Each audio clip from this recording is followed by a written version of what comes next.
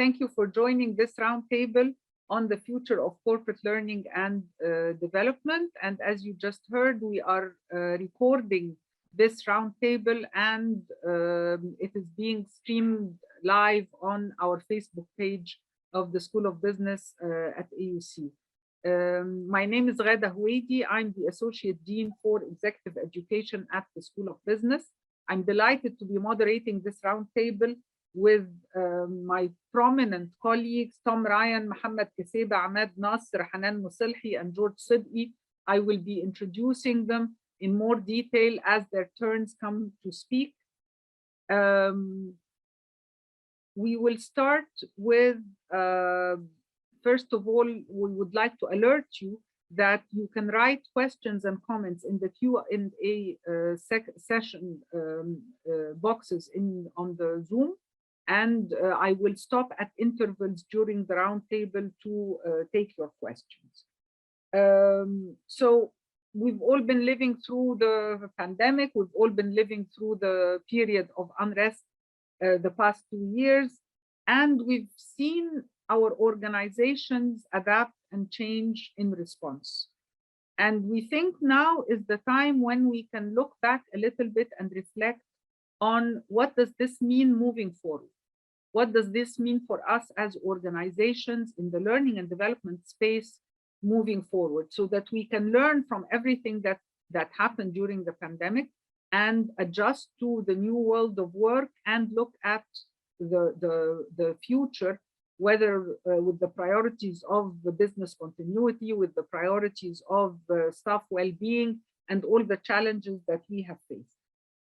We want to focus the conversation today around a few key questions. What are the global trends in corporate learning and development? What are the local insights on the learning and development scene in Egypt? And what are the firm level challenges that are happening in this space? And what can university-based executive education offer? Those are mainly the themes that we will be talking about. And I want to start with a question to Tom Ryan. Tom is an independent consultant with considerable experience in executive education. Recently, he has authored 2 publications for UNICON, which is the global consortium for university-based executive education. One of them is called "What Are the Jobs to be Done in the Future of Executive Education?" And the second is called "Intermediation and Disintermediation in the Executive Education Market, Competing and Collaborating as a Response." He has worked with schools in program delivery, senior management, and advisory roles. He holds an MBA from London Business School. Tom, my question to you is, what can you tell us about the current context and trends in learning and development globally? Okay, thank you. I come very much from the view of a customer perspective, the client perspective, and I think that business schools can at times be too introspective, too much looking at ourselves. My sense very much is that organizations are looking for solutions. They have jobs that need to be done, and they are looking for providers that can address those needs. In the past, they may have looked very much at business schools as the preferred provider of choice. However, new providers have come in, such as consulting firms like McKinsey, firms like Korn Ferry, and also we've seen variations in the business model for people like Duke Corporate Education. It's been around for a long time, but it does things very differently. So one of the things that business schools need to recognize is that the needs of organizations vary. We should not be assuming, we cannot assume that the needs of all organizations are the same. We need to listen, we need to understand, and we need to work out how to deliver the solutions that client values, not what we would like them to have. So I think that's one of the key things. What we are then seeing with the new providers that are coming in is that they're doing things in a different way. They are less concerned with the academic rigor and more concerned with, is there a real solution for the client, yes or no? They are investing far more in client relationships, which leads to understanding. So starting to do things in a very, very different way. So that for me is one of the key things that is happening. The other thing that is happening, which is the second paper that you referred to about intermediation and disintermediation, is I think there are now 3 viable formats for program delivery in executive education. There is our traditional face-to-face that we've done for such a long time. There is live virtual, which is just like this. Everybody does it on Zoom. But there's also the asynchronous self-directed programs where students work at their own pace.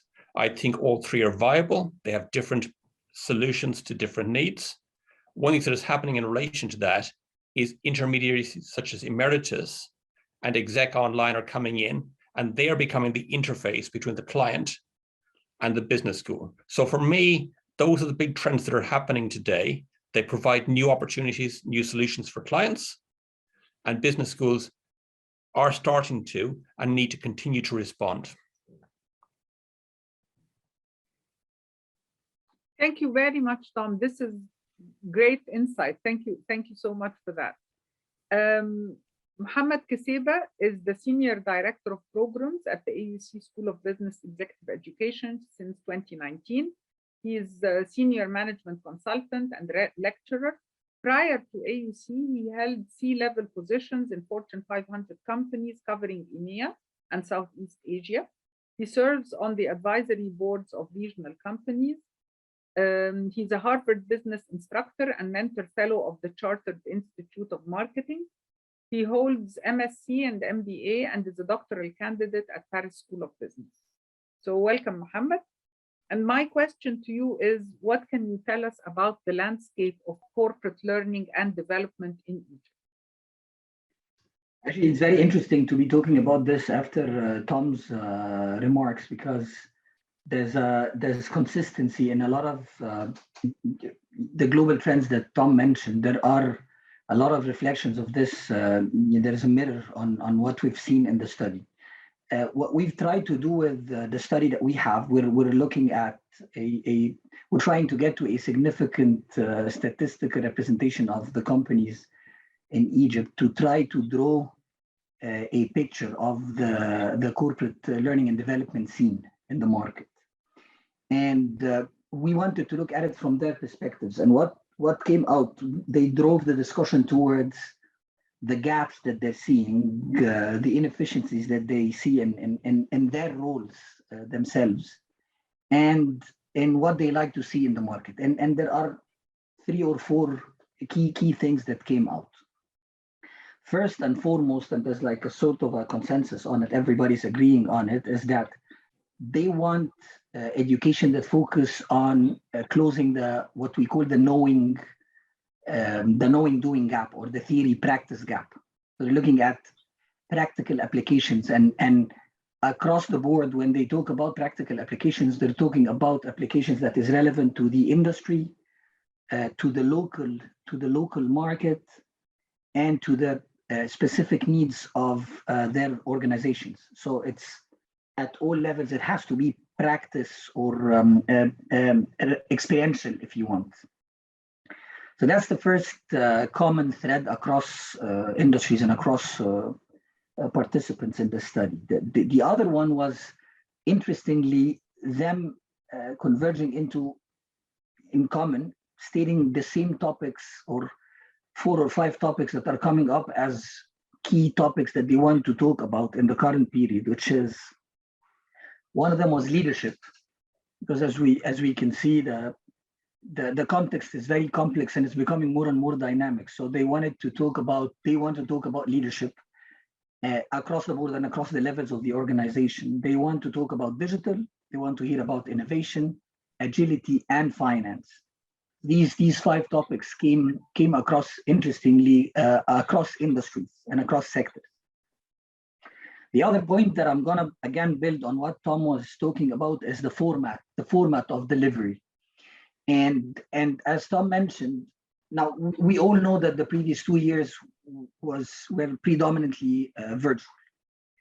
Now, people made it very clear to us in this study that they're getting tired and they're getting bored of such format, and they want to experiment. So they don't quite know the difference between hybrid and blended, but to conclude out of what they're saying, they're looking at these, they want to experiment with these two formats.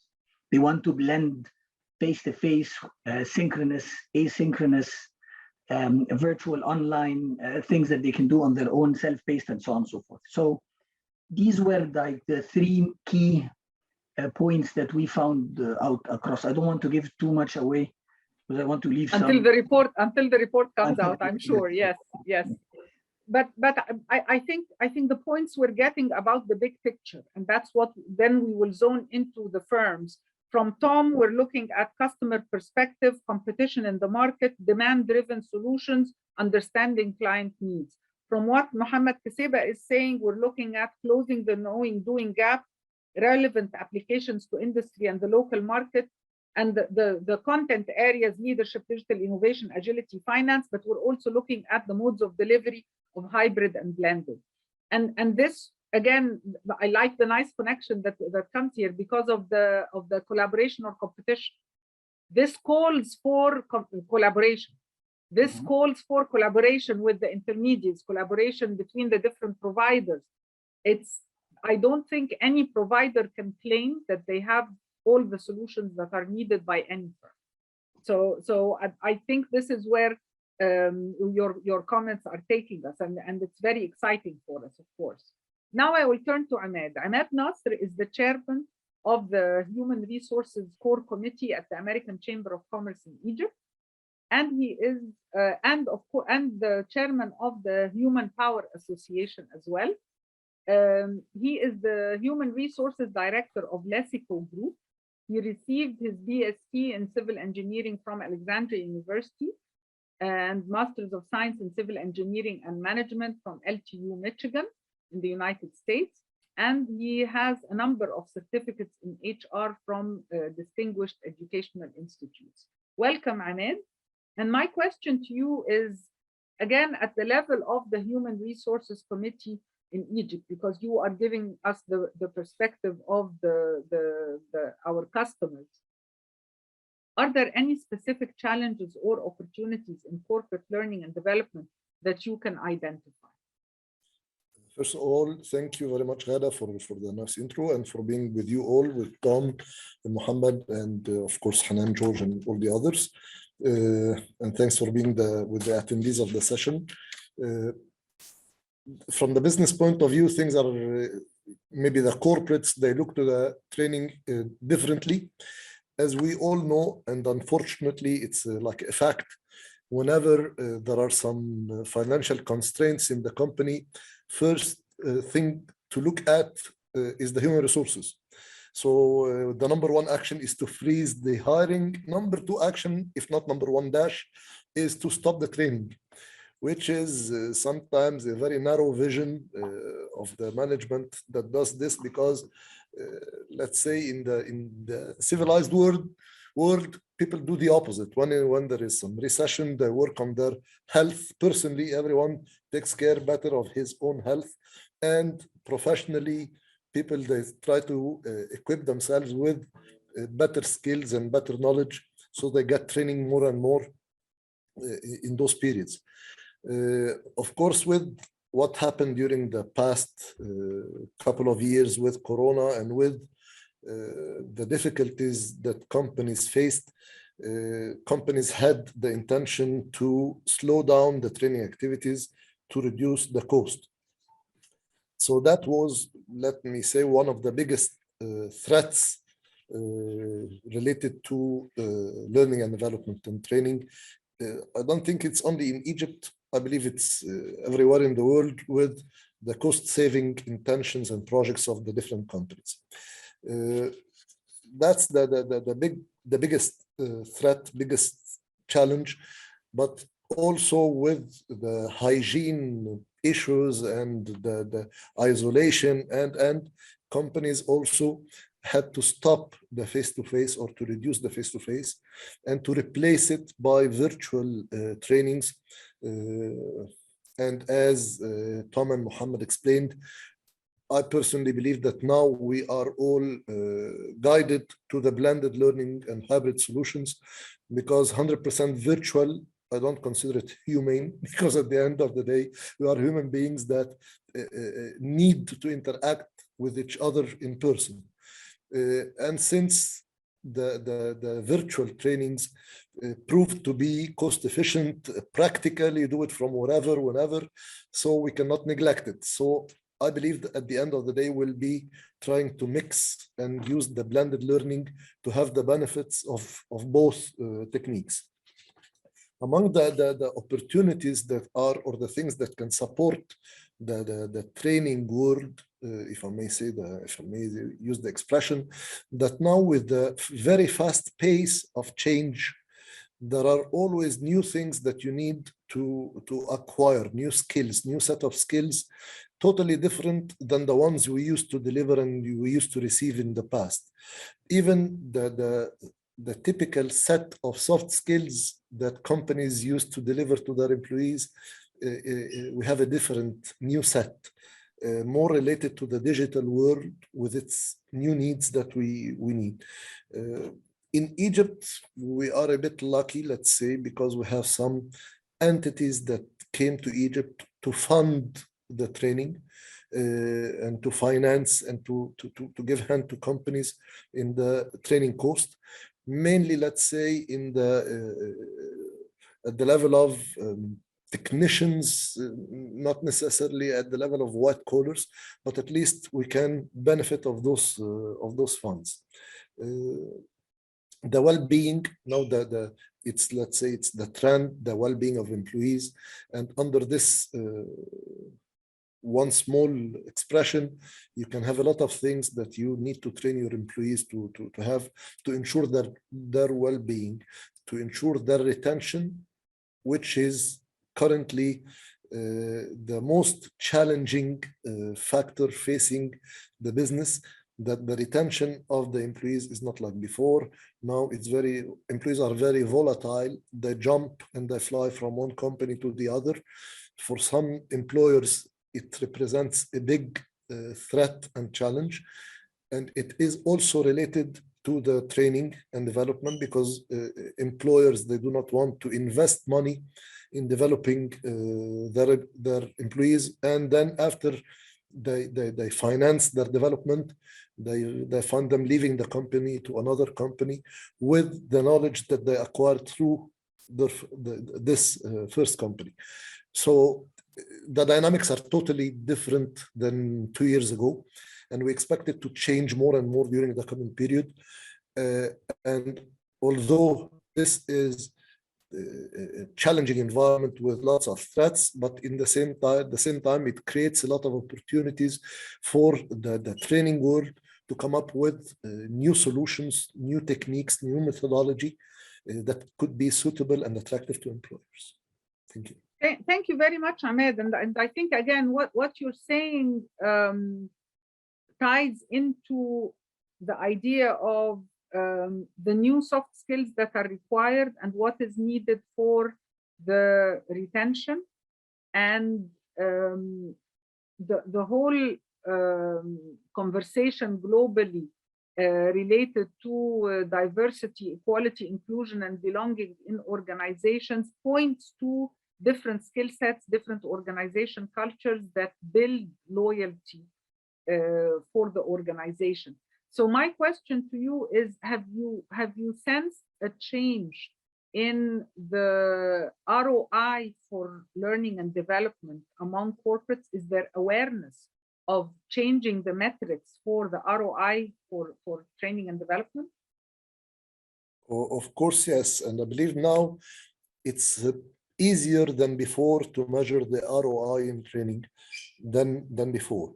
With the amount of initiatives that companies take nowadays, we call them the action learning projects. When we deliver a training program, we call it an action learning project that is tied. So you mix, let's say, the theory with the practice.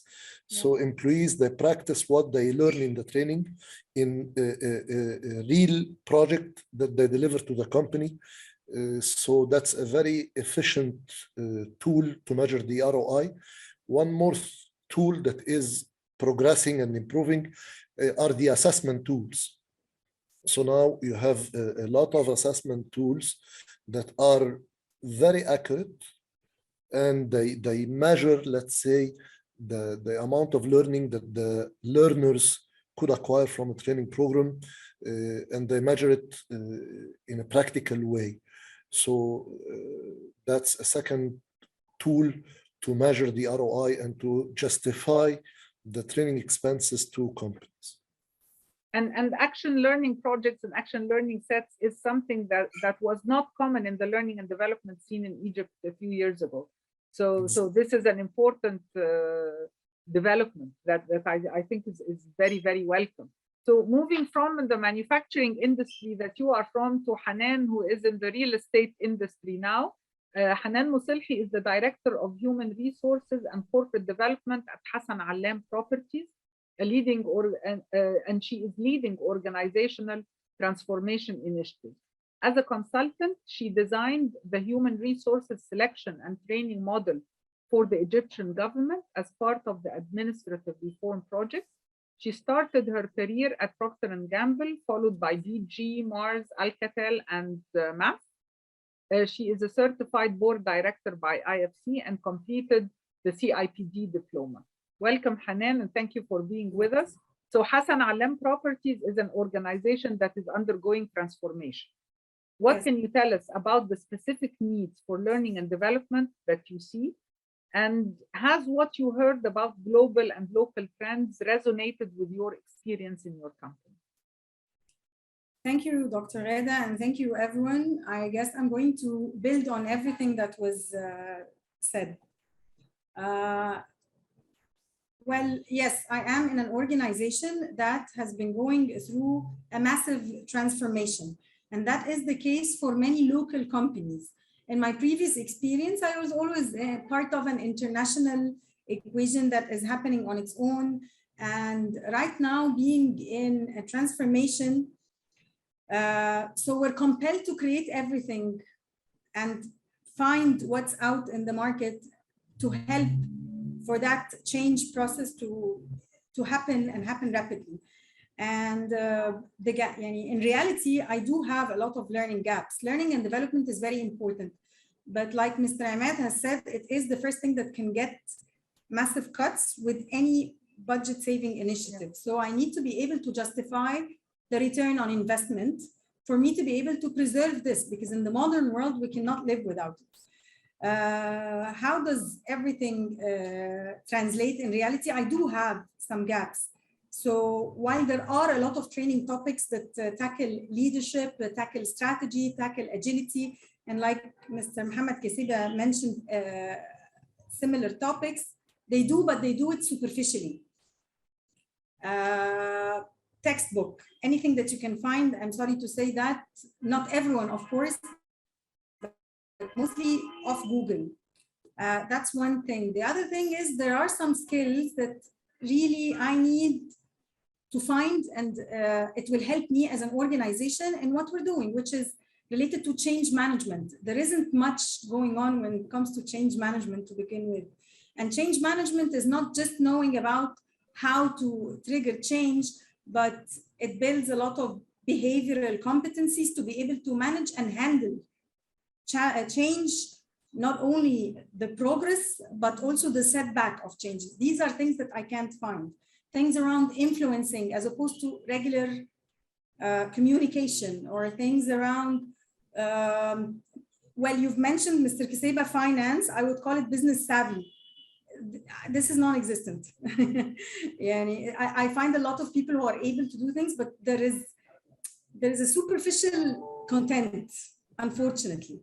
Again, it's the same topics repeated with the same trainers.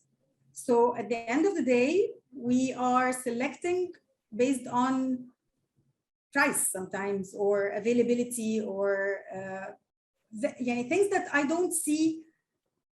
These are the most important things about providing a training and the learning and development calendar. That's a huge challenge. This is what I think. Of course, there are good things, but there is a huge room to be able to help us, big local companies that are going through a serious change, to be able to compete at a much larger scale than what we used to. Yeah, I see what you're saying. And I think, and I see this going back to Tom's point about the collaboration among different levels, whether an international provider with a local provider with an intermediary, so that you get your whole blend, and actually you would need a learning and development aggregator who can pick these pieces with you and design what works for your specific organization. Thank you for that insight, Hanan. And George, last but definitely not least, welcome to the roundtable. George Sid'i is the Chief Human Resource Officer at Ghabboor Group, which operates in Egypt, the Middle East, and Africa. He has successfully led organizational transformation by adopting differentiated talent models, building a culture of engagement, agility, and innovation, as well as attracting, retaining, and developing talent. He has experience in large-scale projects linking educational curricula with industry needs, so the know-how of bridging the knowledge doing gap is there. He has degrees in engineering and business administration. And of course, again, George represents a different industry. So this is, we're getting a large cross-section. I know Ghabboor are known for their auto industry, but I know they have other areas of work as well in the economy. So Ghabboor Group is recognized as a successful and expanding family business in Egypt, working in multiple sectors. How do you assess the learning and development landscape from the perspective of Ghabboor? Okay, thank you, Dr. Ghada, for this intro, and thanks for all the previous speakers. Actually, they summarized and summed all what I'm going to say, but let me say it in another way as a reply to your question, Dr. Ghada. Yes, Ghabboor is known for all its automotive brands and services and business, but also Ghabboor now is into the non-banking financial services with a huge scale since more than 9 years. So we are servicing, we have the banking or the non-banking financial service arm and the automotive arm. And this brings the importance of the corporate learning and development, because either the non-banking financial service or the automotive business, they require huge knowledge. They are characterized by huge dynamics in the knowledge and the know-how and everything. So when you are having employees or talents in your organization, you want them to be updated with the most advanced and technology and the know-how in their business. Then here comes the corporate and development environment, which is currently changing, and managers involved in such corporate learning and development are more requesting insight in the contribution of learning towards their business and feedback. The most important thing is the feedback. How well, if they have a corporate and learning department in their organization, is performing, or how well the corporate the learning provider had impact the organization. And this comes, I think, 3 main questions here in order to assess in a very structured manner. How can the performance or productivity of a training and development department or organization can be measured if we do have this corporate learning and development department? If we do not have, how can the added value of a training or development or learning can be measured? On the basis of which key performance indicators, KPIs, should the department or the provider be managed? And this brings us to the environment, to the ecosystem of the corporate learning and development. It includes the people, the employees, the provider, and the provider may be the technology used even, and the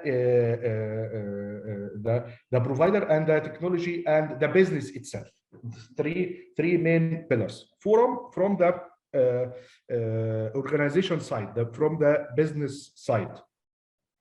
As I told, in an industry like ours, and of course many of the speakers' industry, employees, of course, development is not an optional. This development requires an investment, and a sustainable investment, in order for our target to have a higher performance, higher business impact on this. So we need as business to have a feedback on what has been done, either from the corporate learning and development department or from the learning and development. From the other side, what do we have now in the market from the corporate learning department or the corporate providers? I may be negative, but in order to know the solution, I'll highlight the gaps. Of course, my colleagues had highlighted all this, but of course, the first issue of the shelf products, when I go to have leadership, as Dr. Muhammad said, as Hanan said, as Ahmed said, we have this standard soft skills of the shelf. The provider is not having a tailored solution to the level of the employee or the talent, to the generations. Now we have different generation in the work environment, either Gen X, Gen Y, millennials, Gen Z, which is now penetrating the labor market. The industries, we do have many industries, the profession itself. So we have one size that fits for.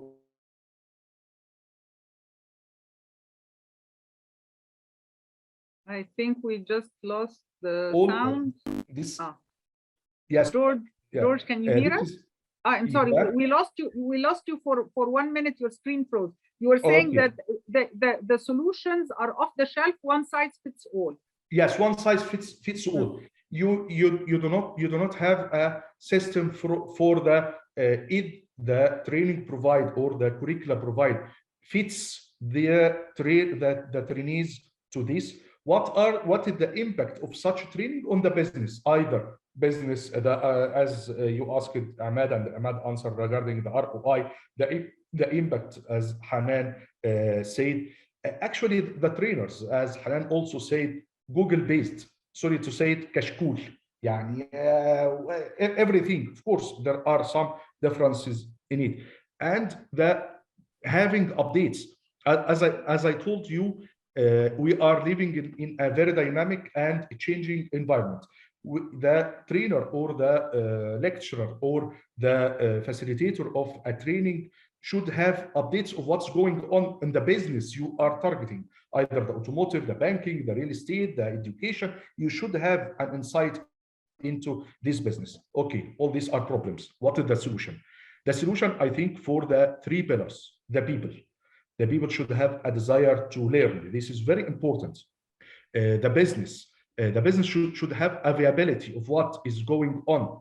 And technology should have technology. I'm not talking about the online and the hybrid, as my colleague said. I'm talking about the very generic word of technology, the delivery, the content, the medium, the facility itself in which we are taking this training, either in-house or in the provider side.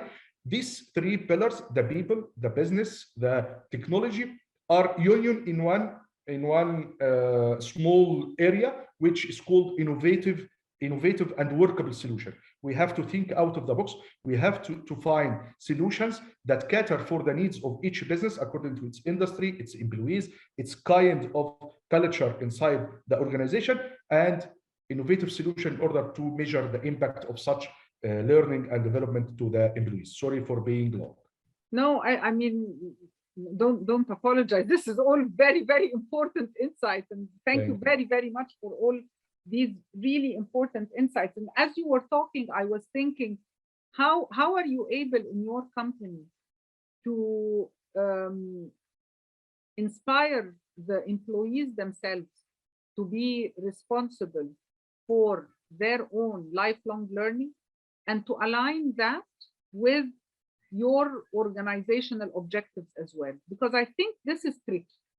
Yes, this is very tricky. And that's why here in the organization, we are having a culture change program since more than 3 years in order to change the culture and the way people think, mainly of the learning and development part. And we started to solve what I am saying right now, that we are designing a program, many programs, learning and development programs for each level of the organization. We started by the executives to be our own models, and this was the message for all the people. We had an executive coaching program which depends on assessments. We did 360 feedback survey for all the executives, including the CEO himself. We had psychometric assessment, behavioral assessments to assess what these executives need, what they prefer to work, what are their preferences on work. And we had a single coach for each single executive to guide him through this executive coaching program. And we met with the executives maybe 2 or 3 times a year to discuss one of the main topics of the leadership, and according to the outputs of the assessments they have and the 360 feedback they have, we designed this executive coaching program. After this, we manage the middle management, which are reporting to the executive layer. These middle management programs depend on the same aspects, but we have the technical know-how added to this aspect in addition to the leadership and the non-technical things, but also assessments, gatherings, coaching, tailored products to each and every business unit, not to each industry, to each business unit, the finance, the HR, the passenger car, the commercial vehicles, the consumer finance in the financial business. Each business unit has its own framework of development and its needs, and also its program. And then overall, we have this general program of the middle management. And of course, when you go down to the first line managers and the staff, it became very easy because the message was starting upwards and it went down. The message was very clear. Development is not an option. In order to succeed, in order to be promoted, in order to have a career path in the organization, in order to be one of the talent pool in the organization, you have to develop. We are providing you with the opportunities. Please go and grasp these opportunities. So, and these are really key messages for corporates. It's the tone at the top and then cascading. So yeah, I mean, I hear you. And I will stop for a minute now just to go over the questions posed by our audience. And if there are any questions, please write them in the Q&A and I will review them. So we have a question from Samah Kamel. Do you think it is time to think about soft skills rather than hard skills? And her research in this area showed that there is a gap between acquired competencies and the required competencies by employers. What are the efficient tools to bridge the gap? So if any of you have had experience in your organizations of how to bridge this gap successfully, what advice would you give them?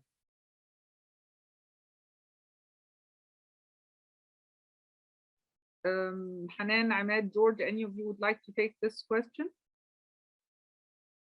Hanan, تفضلي.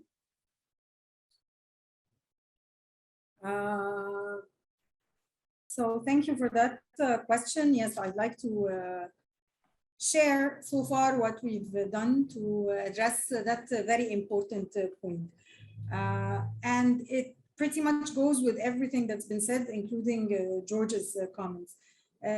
You're right. Yes, it's important to build the soft skills as related to the business needs. And I actually do call them the borrowed behaviors that are required so that we bridge that gap. And our entire training needs assessment is built on that. It's not an isolated TNA that builds on what the person needs only, but it has to be matched with the business. I do that with the help of the business partners and the head of the learning here in my team. They're actually listening, and they Mona and Jesse. And why are we doing that? In order to bridge that gap, ensure that yes, we are definitely focusing on the soft skills, behavioral skills that are required for the business, as opposed to only focusing on the technical skills. And even the technical skills that we are focusing on in our TNA, they do have that behavioral flavor in it. Things around contracts management, for example, and we've done that workshop with the AUC. It was great because it was not only focused on the contract, but what comes behind it. So yes, that happened, and it has generated an excellent result that has directly impacted the business, and it was measurable in KPIs and so on and so forth. I hope this answers the question building on our experience. Thank you, Hanan. And I have another question from Sharif Nasr about what are the new things that make online learning more amusing? So Tom, if you have any insights on this, they are a training hub that offers online programs, and they feel that after COVID and after the long time people have spent watching screens, they're wondering if there are any other innovations that are making online more interesting. You're on mute, Tom.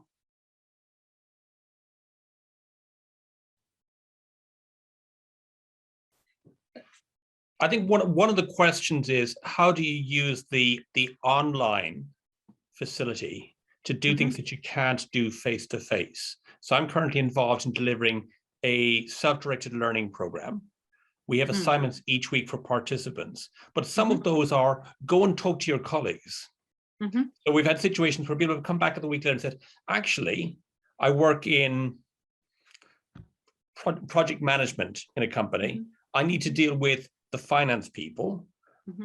I've had an assignment to go and talk to that person about collaboration. I met with them for an hour. We've identified 5 things that we can do specifically to improve collaboration between us two, changing some reports, doing some things differently. So it's very practical. And I think with a blended program like that, so you're with a self-directed program like that, because you're not away from the business, you can go and do things almost immediately. Things don't have to get delayed. Yeah. So one of my questions to people is, how do you leverage the capability of each specific type of program? So a self-directed program, people can study when they need to. They don't need to be sort of blocking out certain blocks of time. But what they can do is they can go and talk to their colleagues. So again, I'm currently involved in this program. I've had a CEO of a small company say, I've taken your template. I sat down with my senior leadership team. We've discussed it. Here's our response. So he's not doing this in a theoretical way. It is applied. And this goes back to what a number of your speakers have said. What makes it interesting is not having an entertaining and a fun speaker. That's edutainment. What makes it interesting is somebody says at the end, I did X as a result, because I've gone through this in a very practical way. I've done things differently that can totally leverage it. But if you're just going to spend hours watching videos, or if you're just going to spend hours on a group call where half the people have got no camera on and no sound, then I think that's just suboptimal is the best word that I can think of. I agree. And I think this answered a number of the questions that are on the Q&A. First, about the blended. And somebody else asked the question about whether we think that virtual training could replace the physical training. I think this was just answered, that the solution seems to be the blended, but also coupled with the action learning that was referred to, that makes it tied to practically what people are going to do at work tomorrow. There are a few more questions, but Ahmed has his hand up. Ahmed, if you have a comment? Yes, please. What I understood from Tom, because I like this very much, that the best solution to enrich the online training is offline activities. So his recommendation is to go and practice. That's a real important advice.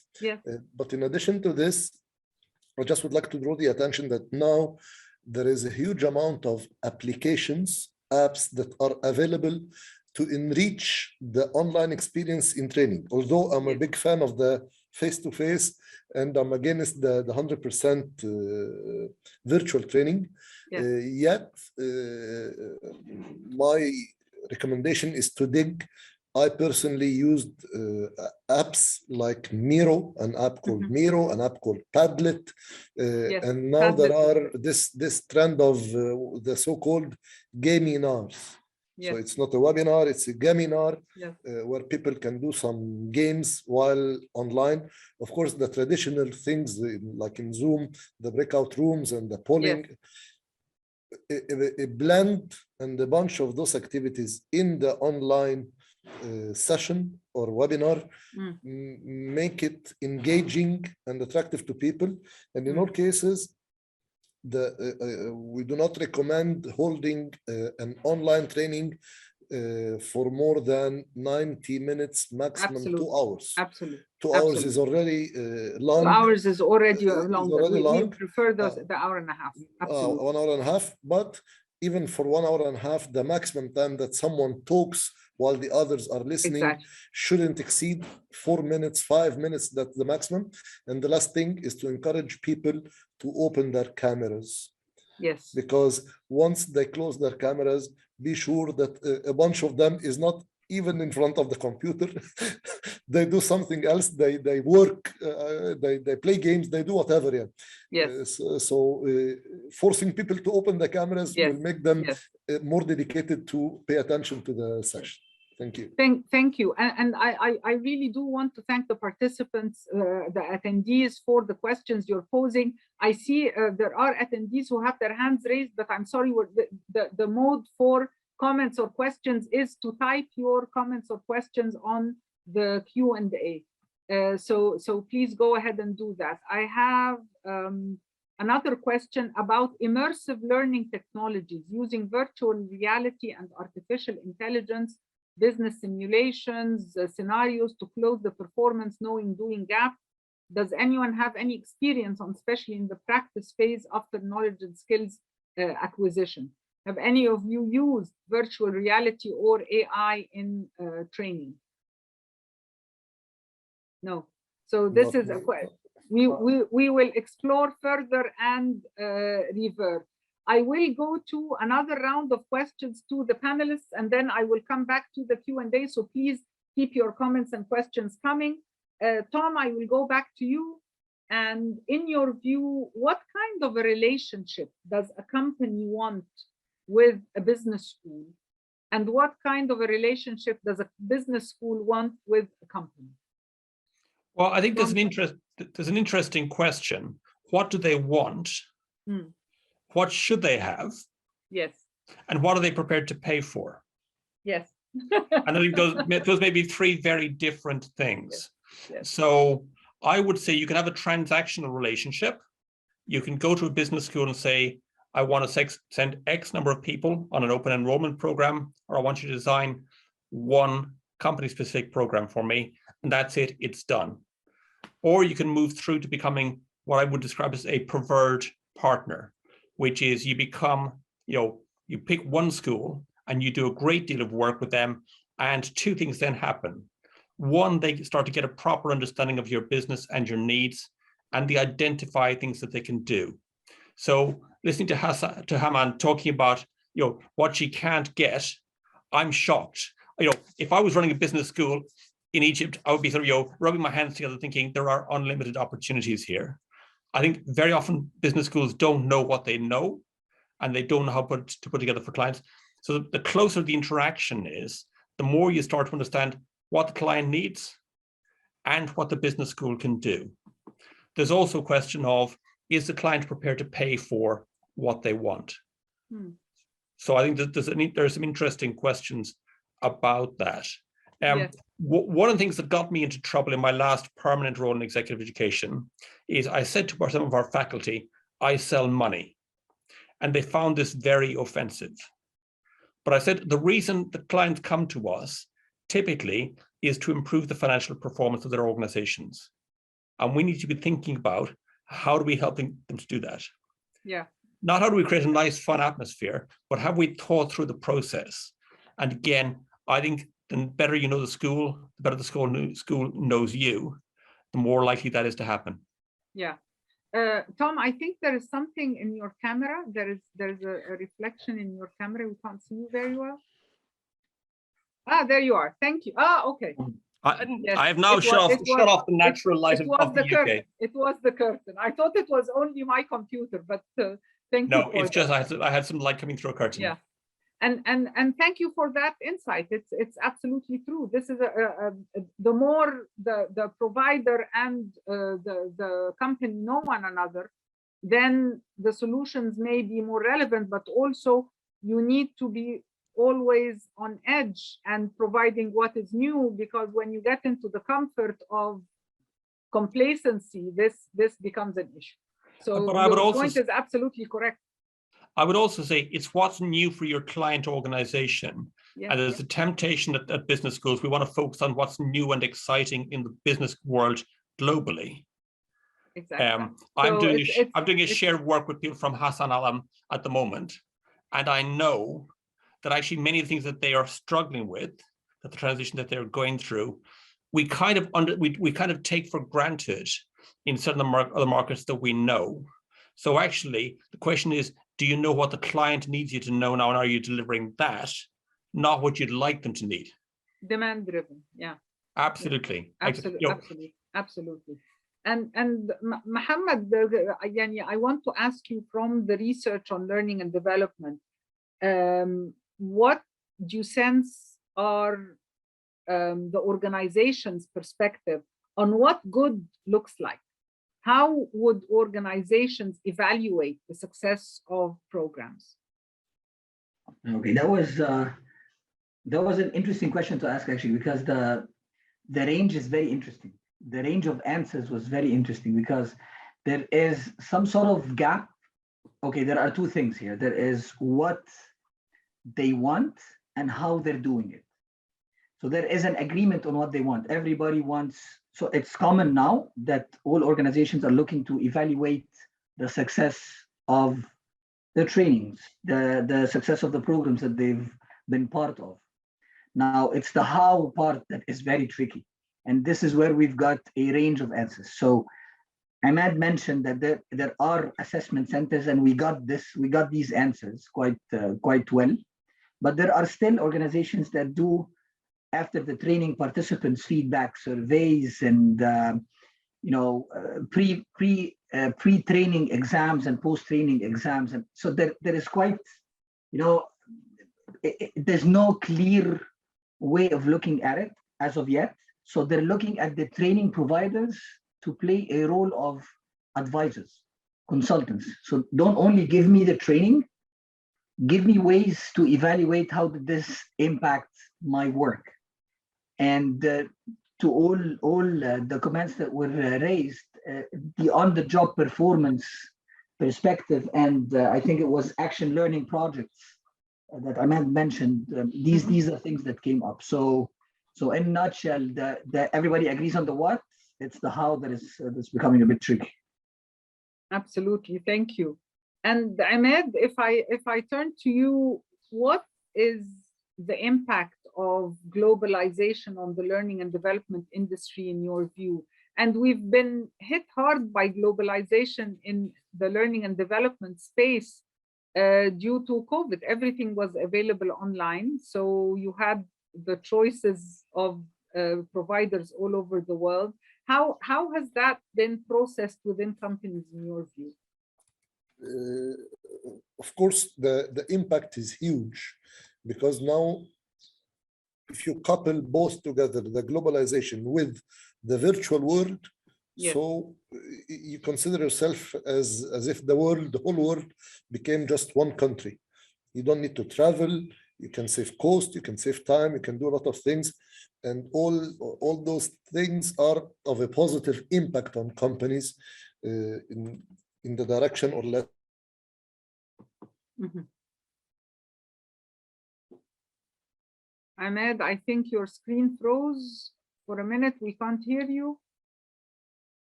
I think there is a problem with the connection for Ahmad.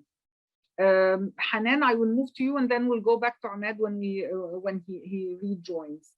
How do you see local learning and development providers responding to the current business dynamics that your company faces? I know that you mentioned some of the gaps that you have identified, but this is an ongoing process. So you're also working with them to try to overcome them. So how have you seen them adapt and be able to actually offer you some solutions? Okay, let's put it this way. I think some of them are very good. So I don't want to generalize, but it's very specific, very narrow. It doesn't meet the demand, so it's a supply and demand issue. The larger portion or the larger part, I think they need to listen more to the TNA, to the training needs assessment, irrelevant of what are the workshops that are being offered. Yeah. And this is something very important. So when I have a chance with training providers where I explain the training needs assessment as a document on its own, it makes all the difference. Or it makes some difference, depending on the ability of the provider to provide these needs or not, but it's a step forward. So for me, this is where things can start moving, listening and hearing and reading between the lines of this training needs assessment a bit by bit can help us progress. Especially if that training needs assessment is done with a bit of insight rather than filling the needs of what training do I need. No, it's what is the need. Exactly. And the competencies and the attitudes and not only the skills. And, yeah. Yes, because this is what's behind it. Yes. For me, for example, when we do this training needs assessment as part of the performance management, it's actually shared internally with the heads, the division heads, the CEO and the ExCom and so on, so that they can see what we are seeing. Yes. And I do the same, and we do the same with the training providers for them to be able to see what we're seeing. Mm-hmm. And I hope that they can continue to do so rather than focus on what's the workshop, because that's more important. Exactly. I do face a challenge in the content. Like I said, sometimes it's extremely superficial. It's more or less the same workshop that I've had literally 20 years ago when I was still in PhD, and it's still going on and on. So I just hope for the TNE to become the platform for discussions with training providers in absolute. Yeah, and I think this point was made by one of the attendees as well, Jalal Al-Din, saying why so little attention seems to be given to training needs analysis. And he was asking about experience on training that aims to change attitudes rather than just impart skills or mere knowledge. So I think that's exactly the point you were making now, Hanan. Thank you for that. Ahmed, please continue. Good. Sorry, that's the localization fighting against the globalization. Exactly. We've all been there. Please go ahead. Sorry about that. No problem. So I say the globalization, of course, had a huge impact, positive and negative. Yes. The competition now between service providers and training companies is very aggressive, because now you can select your provider from wherever. You don't need to have him next door to cooperate with. The globalization now, I believe the impact of the social media, it changes the mindset of the people. And this mindset, the social media mindset, was extended to even training. Let me explain the point of view. We all, I believe most of us, when we are browsing the Facebook, for example, if you see a long article, and here when we say long, we say 6 lines or more. We're not talking about an article of pages. If you see that someone put a comment of very few lines, you drop it, you don't read it, you skip it. If you see a video that exceeds 1 minute, you think several times before playing it. So this very same mindset, I believe, was extended somehow to the training. People now, they want the bite-sized training, as we call them. So that's also a global mindset. It's not something local. The impact on the culture of the different countries is huge, because now I believe that we are going towards having a culture that is similar in most of the aspects worldwide. Let me say it's the Western culture is dominating the entire whole world. I was visiting Japan 4 years ago, and you see people, the fight between the generations. Though Japan is a very conservative society that is not welcoming foreign culture. Yet, with globalization, no, Japan was invaded, let's say, by different cultures that are not that were not welcome before. So the impact of globalization is not only on training and development, but it's extended to different aspects of life. But in training and development, I believe that the pros are more than the cons, because now you can get whatever training easier, cheaper, in a more practical way, and the sky is the limit. For whatever you need, you can have it way easier than before. Yeah, absolutely, absolutely. George, I will turn to you now with two questions, one from one of the participants and a question that I have for you.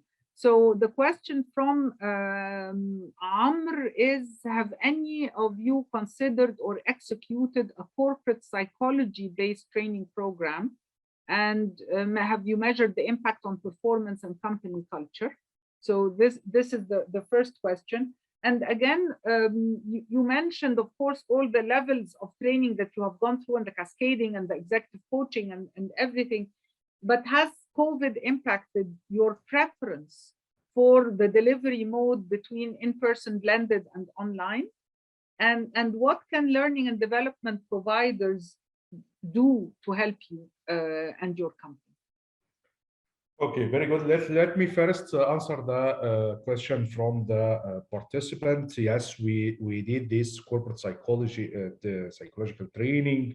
It depends mainly on different aspects of the culture itself, the psychology of the behaviors that the people needed to have. You need to have assessments before such training, and these assessments should be behavioral one, psychological one, mainly, but again, not off the shelf. Again, it can't be off the shelf. You have to target your trainees with their exact needs, with what matches their culture, what matches their level of professionalism in their profession, in their career hierarchy.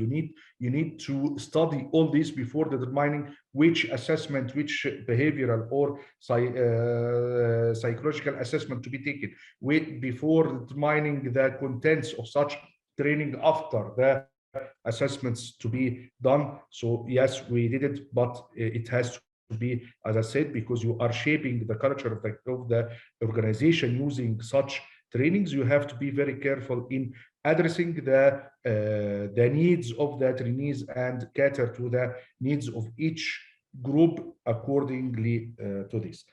Second question regarding the COVID, of course, the COVID does not impact only the training and the learning and development. It impacts our business. It impacts our way of doing the work, our way of performing the daily routine, our way of thinking of the plans, the future plans. And of course, the main area that the COVID impact is the learning and development. As I told you, we have many programs for the development of the people, either from the executive level till the staff level. You reshaped the contents even of this program, the facilities to be used to deliver this program, the content and the moods of delivery for these programs based on the COVID. Of course, the online came dominant at this time. We didn't think at this time to have this blended or hybrid moods. It was only online because there was no physical interaction. So we depended mainly on online. So what the provider has to think of, as I said in my first question, the innovation. How to let the people not to get bored of the online training solution, as long as you do not have any other option. For the first wave and second wave, if you all remember, we didn't have any other option other than the online. We all had this situation. So how to continue the development for your people with the online solution without the people getting bored, without the people leaving the camera, without the people leaving even the training session, and presume that they are on attending and everything, and they are not listening. How to make all this? I think, as I said, through innovation of more experiential training, more project-based training, more simulation training, 3D. Most of our courses in the automotive are technical ones. So we discussed with many international providers on the 3D and simulation simulative program, in order for the technician or the engineer to simulate the training on the training platform, like grasping the screw, doing this maintenance through this simulation. It is very expensive, but it is very innovative as well. How to make your project? How do you make your training on a project based? You deliver thing, and you wait for the trainees to provide you with a project or a solution to what you are presenting, rather than one-way solution. So in brief, innovation should be there from the providers to shape the learning and development infrastructure after the COVID.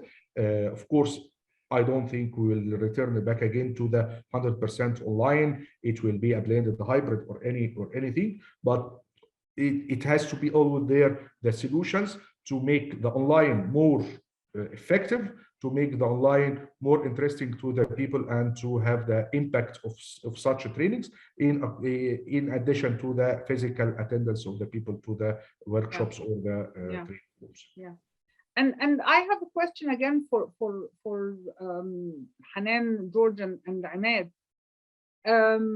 When you look at the HR professionals in the different organizations, because from our perspective, dealing with people who are like yourselves makes our job easier as providers. I mean, then you're communicating in a way that we can understand. But sometimes you go to organizations and you do not find the learning and development function identified. It's blended within something else in HR. So do you think there is a gap in our market, our local market, for training on the learning and development function itself? Have you met that in your work? حنان اتفضل يا شايلة يعني. عبري عن اكسبرس. Absolutely. Yes. Yeah. And again, I've noticed this more severely when I first joined my current company, because I found a lot of training HR professionals who are looking at training from a purely operational perspective. So the booking of the workshops, the sending invitations, making sure that the calendar is happening. With all due respect, that's very important, but that's not training. So it took me some time to be able to identify a talent who manages talent, including training and development. So yes, I've had that challenge. And actually, it's very interesting because our professional who's handling the L&D is from the AUC. And before that was in a different company, and we were working together. But to be able to reach that person, it took ages and ages. Yes, yeah. Most of the talent that is there, with all due respect, but the focus is not on the learning and development. It's more towards the training and looking at training from a purely operational perspective. It's a huge disconnect between what the business needs. Who knows that? Mostly the HR business partners, but they're not doing it religiously. It's not a mandate to have a TNA, training needs assessment document at the end of the performance management process that is shared with the executive committee. That doesn't happen a lot. Yeah. Yes, there is. And I mean, this was our sense from where we sit, but I wanted to confirm it from your perspective. George and Ahmed, anything to add to this?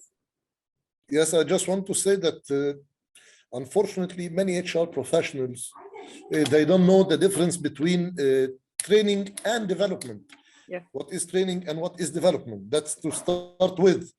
So the thing is that we fight, let's say, not only in the field of training and development in HR, but it's extended even to compensation and benefits, to organizational development. Concepts are not as clear as they should be, and that puts a role on us.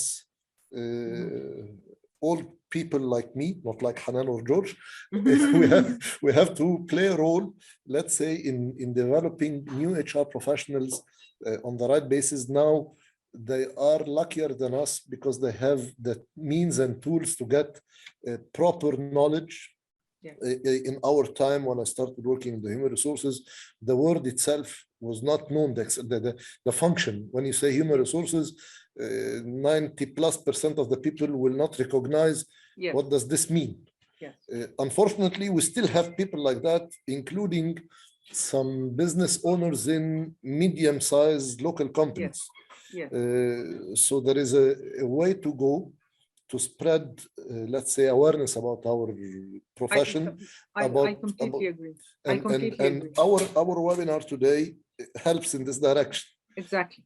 That's why we wanted to focus it on learning and development rather than human resources generally, because we are trying to raise awareness about the specificity of the different specializations in this huge and important area. Exactly. You know, I now try to deliver like 3 sessions, like finance for non-finance people. Yes. It's HR for non-HR people. Yes. Because HR even, it's not because it's our job, but HR, every manager is, as we say, is the HR manager of his department, of his team. Exactly. So people, they have to have the minimum basic knowledge about HR to run the business.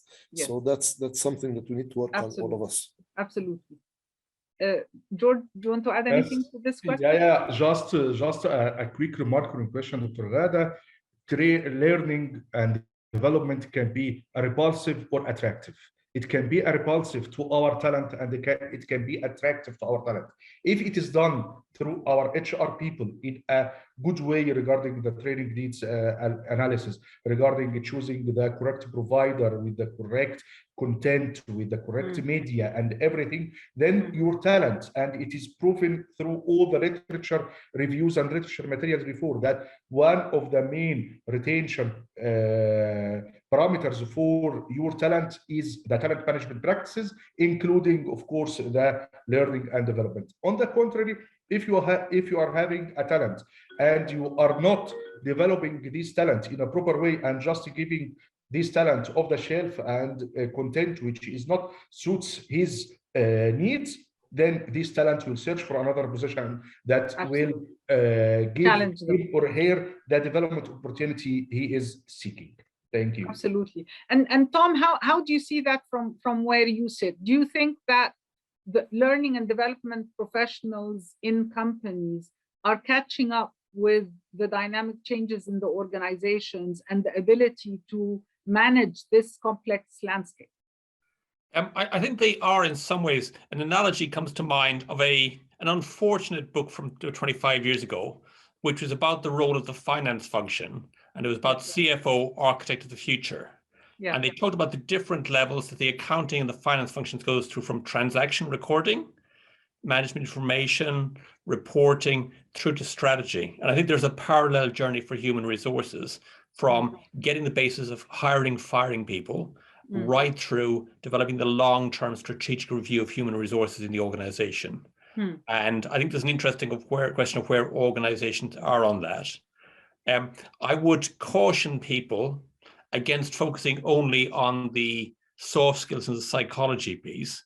You know, you can have a great cult with everybody's got great soft skills, but if you're not making good business decisions because you don't understand finance or marketing or other things, that's going to be a problem. Yeah. The other thing that I would say to everybody is, it sounds like, we're talking about TNA as almost it's being done to people. Yeah. And one of the questions I would ask each of your people here to do is say, go to your own people, your key young managers that are coming through and say, what would we have to do to unleash your potential? Because people that I'm talking to in Egypt, I'm very impressed by, and equally, a lot of them are deeply frustrated about their organizations. Yeah. I think there's a big cultural change happening in the country for a variety of reasons.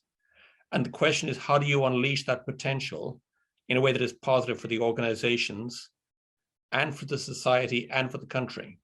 Yeah. So a little bit of, by the way, what do you think we should do? We should provide you with, as well as here's what we think we should do to you on training, might be helpful. Yeah. Yeah.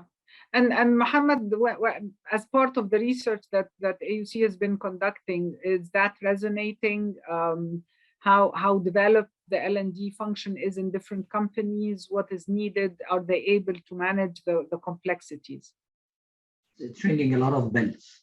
That's all I can say. What everybody's mentioning rings a lot of bells.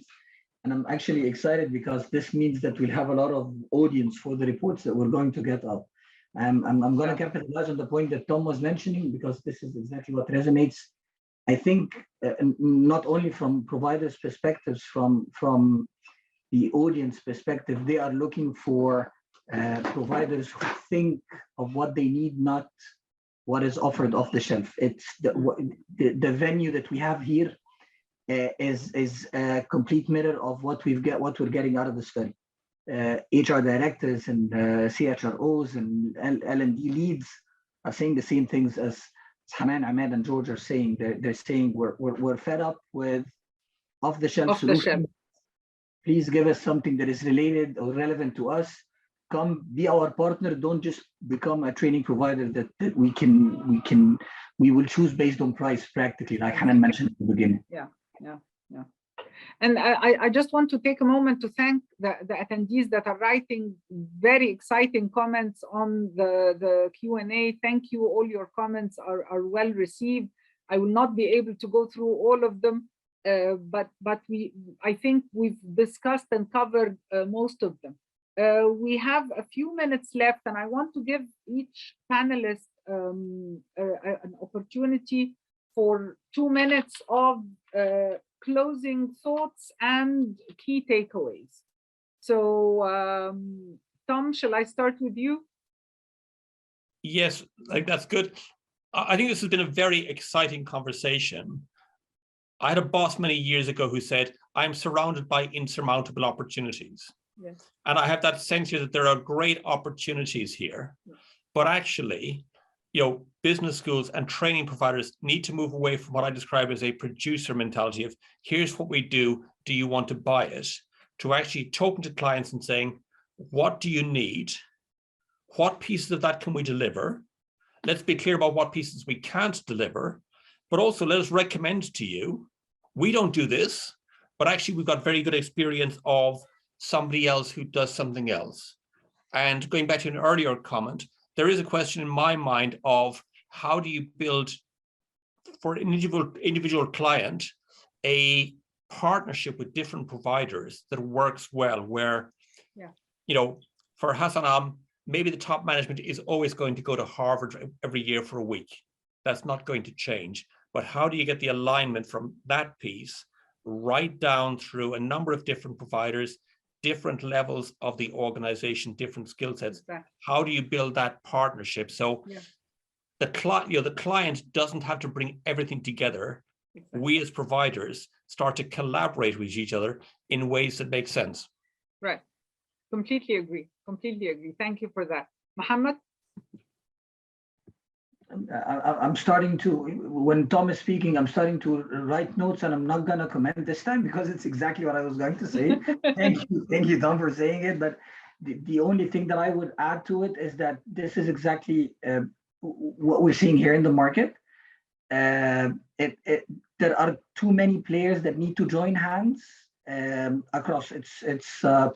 It's within the organization, like George mentioned. Departmental, organizational, and people need to come together with the training providers and the aggregators and the business schools. So that's the main point. That's it. Thank you. Thank you very much. Ahmed, your closing thoughts? Yes, I thank you very much for this opportunity, because it's, let me be very, very frank, I enjoyed that the academia is in line, hand in hand with the corporates and with the practical aspects, because that's something that we really miss. There is, as if they are in two different worlds, each acting on its own. Yeah. So an opportunity like that is very useful for both sides. The other thing that after all we went through, from the COVID to the current war and the revolution before all this, the revolution in Egypt, I believe that we all realize that we have to work hand in hand together, and that the pace of change is very, very fast. And we used to talk about VUCA world, to the extent that I say that we are the ones who brought VUCA to ourselves because we talked about it a lot. So now we realize that we are really living in a real VUCA world. And for this, we have to cooperate together, and each to put his or her efforts, because at the end it will come back to you and I. And the important thing is to build the human being, is to make people, not employees. I'm not here talking about university students or professionals. I'm talking about the human being in general.